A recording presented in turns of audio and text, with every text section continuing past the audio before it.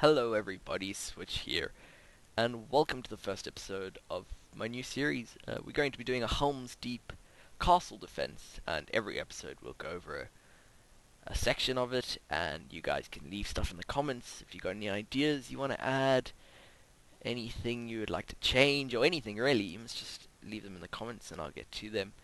So what we've got is we've got Helms Deep. The build is almost completed, it just needs to be touched up and all of that.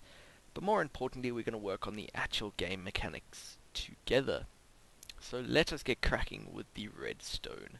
Okay, so the players spawn in onto a normal spawning pad where we can define their spawn point. We can also set game rules and all of that within this. But let us move on to the actual game. Okay, so within Helms Deep we have all the redstone and command blocks. When we start, we get spawned in this room where we get to pick defenders or attackers, and then these buttons are just linked up to a simple TP command.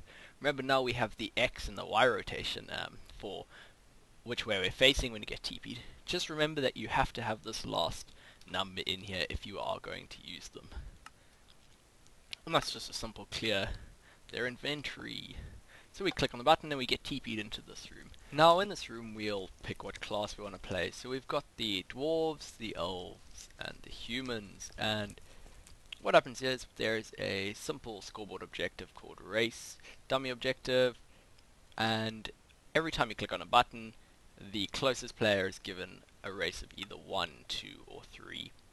So we click on the button, and then we come over here and click the button inside the yellow. Over here is a command, a TP command, which basically checks for if a player has a race of 0 and it TPs them a little bit backwards. So what this does is if there's a player who happens to be standing over here and someone else needs to push a button, he can get TP'd away.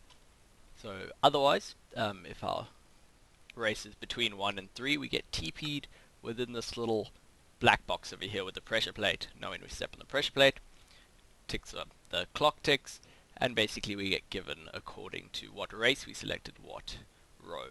So we've got a different row for each different class, and then these are simple give commands. Now within the give command we've got a sort of test for criteria, and we've got testing to see if the player score, race score is 1, and also that they are standing within the black box, and then they get given the appropriate item. I'll leave these in a paste spinner so you guys can have a look at them if you forgot how to do the custom weapons. Then what happens, if this command block is met, as in this row has been given, the player then gets TP'd onto the battlefield. What this does is it makes sure that the player in the box has a race of 1 still, and they are standing there, and they get TP'd in the appropriate direction.